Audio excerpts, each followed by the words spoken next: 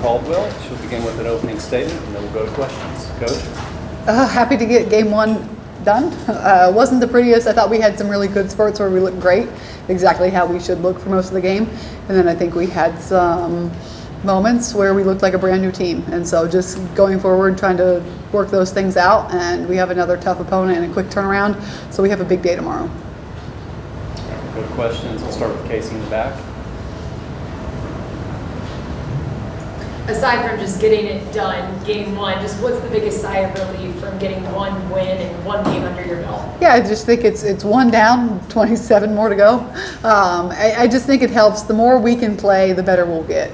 And again, I've talked about it at length, that there's only so much things you can replicate this way in practice. And so the more games we get under our belt, the faster we can get going.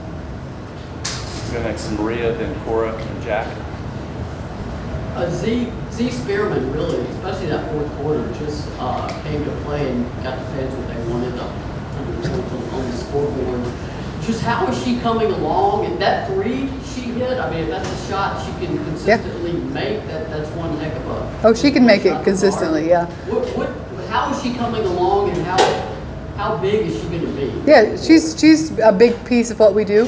She's getting better and better. She's probably one of the most improved players we had. When she first got here, it was just too fast for her. And she's learned to kind of settle in and play off 2 feet and go get rebounds. And she kind of fills up the stat sheet as well. And so she's very capable of being one of our top players. And we talked about it, I think, maybe at the media of the third quarter. If you don't like how many points you have, go run and transition. And she did that. Cora? Took some time for them to settle into the press, but in the second quarter, I think it was back-to-back 10-second violations with Kanai and Coop at the top of that press. Just what did you see that they were doing well when it was working, and where maybe areas that needs to kind of get more experience and time under their belt? Yeah, when we play hard, we look great. And when we have one person that takes their foot off the gas, we look bad. And so them just understanding that sometimes I know it's hard to play hard, but it's so much more fun if you just go and play hard all the time, because when you do take those breaks, we're either turning it over or we're giving up wide open shots. Jack. Coach, 17 offensive rebounds for Samford. What needs to improve in terms of the rebounding going forward? Yeah, we got to box out. So we've harped on that, and they're just going to have to lose a game to understand how much we mean that is important to us. Ryan. You mentioned Z's improvement. Was there a point in the offseason where you felt like she finally kind of grasped it and was able to play at the speed? There was, and she kind of self-identified it as, hey, I'm going to work on playing off 2 feet today. And when she did that, she was great, and she kind of took off ever since. We'll go next to Cora, and then Alex.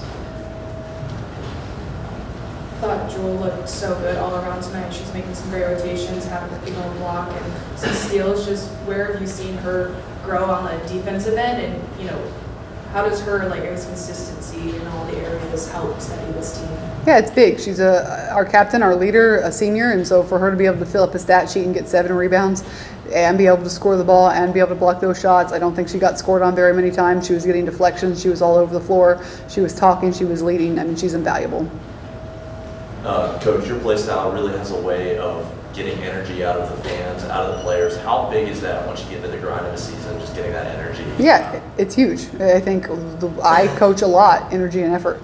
And there's some coaches that don't, but we coach energy and effort every day in practice and in every game. Maria. I assume y'all track deflections in a game, and I'm not asking for the number, but it seems like Talasia Cooper, that number is going to be very high for her. Yeah, that's a good question. And we did track them today. It was the first day we tracked them. I would actually like to go back and see what it was, because she sees the ball and she goes and gets the ball. And that's big for us, because those deflections equal points for us. Paige. Building on to points, how important is it or impressive is it to see her be able to create steals or breakups, and then on the other end she converts for points? Yeah, it's huge. She can also fill up a stat sheet, and I think her steals really help our whole entire offense get a good flow. She'll start these runs for us, which are big, and they were hanging around until she really got her hand on a couple balls, and then we could kind of take off. Caleb, and then Cora. You mentioned you wanted Samara to score more. Was tonight closer to the play style you're looking at her? Absolutely. She was very efficient, and I think she's always going to be efficient. But she did such a good job of pushing pace for us, getting downhill, getting those layups in transition. It's exactly what we want out of our point guard. Thought Alyssa Latham was really good in the minutes tonight. Just what did you like from her, and what are you asking of her to take that next step to maybe earn more minutes in the rotation? Yeah, I think she's off to a great start to do that. She is very active. She has high hands. She's probably pretty high up there on the deflection chart as well. She rebounds the ball very well, and she doesn't take bad shots. Take two on the back row, Casey and then Riley.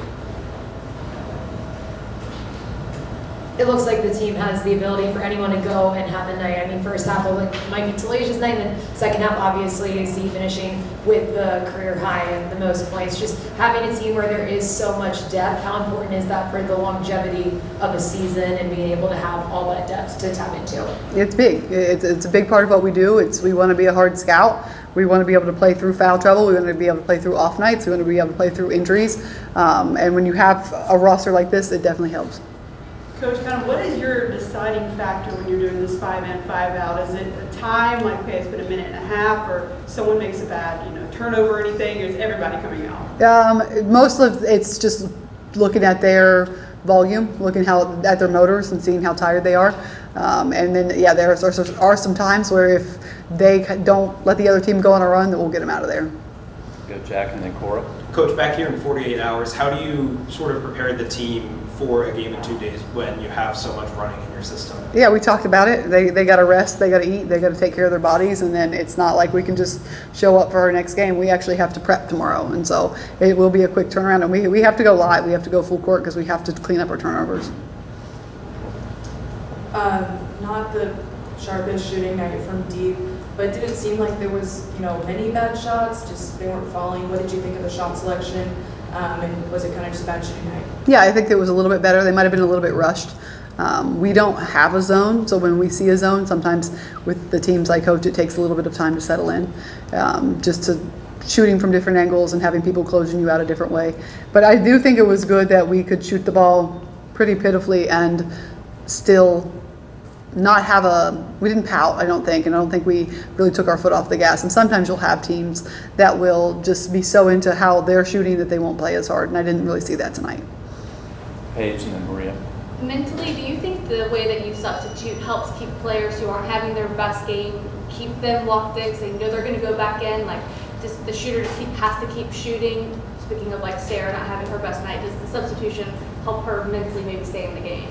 Yeah, I would think so. I think Sarah did a really good job of finding other ways to help our team. I know she was frustrated, but she had, I think, maybe 3 beautiful assists in a row. She had a highlight reel of effort play in the first half. I mean, and it really sparked us. And I know that she's probably very frustrated right now with the way she played, but she didn't pout. She just found other ways to help us. And she will have her night. And just like you saw with maybe Z didn't have a great first half, you can always turn it on in a quarter or in a half. Maria. Coach, I think adding them up, there are 46 fouls in 40 minutes. The fans don't like that. Obviously, it's the start and stop. When the whistles are kind of heavy, does that affect your style at all? I just wondered how you could tell the fans were frustrated. I wonder if the frustration settles in sometimes with the team a little bit too. Yeah, I mean, I hate it. It slows the game down. We want to do everything but slow the game down. It gives away points. And that's another thing that we've been on them in practice about, and they don't think they ever foul in practice. And we just went in there and told them, well, we were not lying to you. You do foul. And that'll take some time. We'll clean it up. All right. Thank you, Coach. Thank you, guys. Thank you. You guys have a good night.